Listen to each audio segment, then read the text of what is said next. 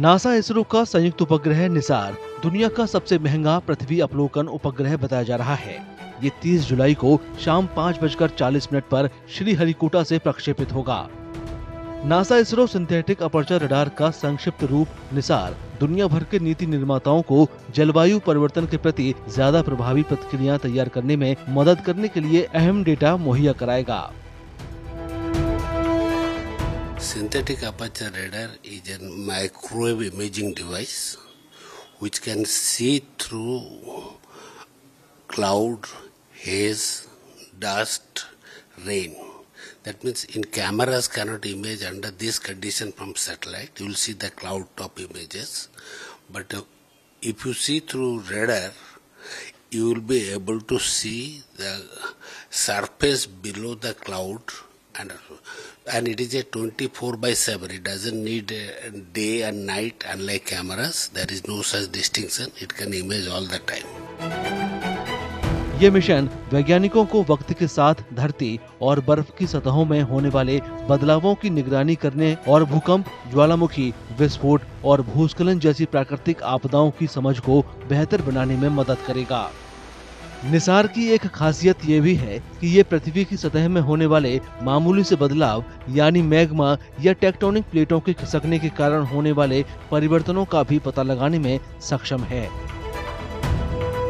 This particular radar mission has been defined keeping in mind the requirements of having studied the earth ecosystem as well as land deformation, environment as well as cryosphere and various environment studies.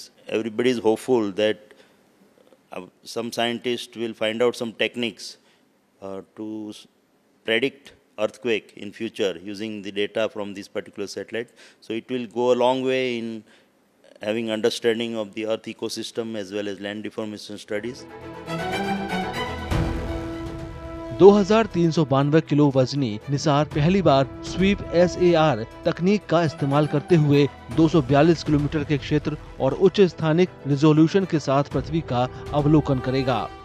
ये हर 12 दिनों में पूरे ग्रह को scan करेगा और सभी मौसमों और दिन रात का डेटा मुहैया कराएगा।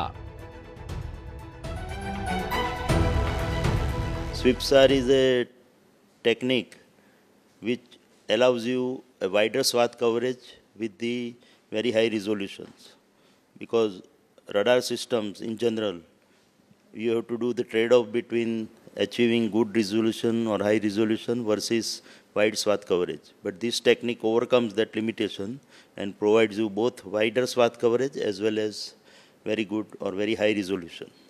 So, and this is a unique type of technique, and both JPL and Space Application Center had developed two independent radars. One L-band has been developed by JPL and another S-band frequency SAR which has been developed by Space Application Center, ISRO Ahmedabad. Nisar प्रक्षेपण NASA और इसरो के बीच तकनीकी सहयोग में एक मील का पत्थर है। लगभग एक दशक पहले 30 सितंबर 2014 को उपग्रह को संयुक्त रूप से विकसित करने और प्रक्षेपण करने के लिए करार हुआ था।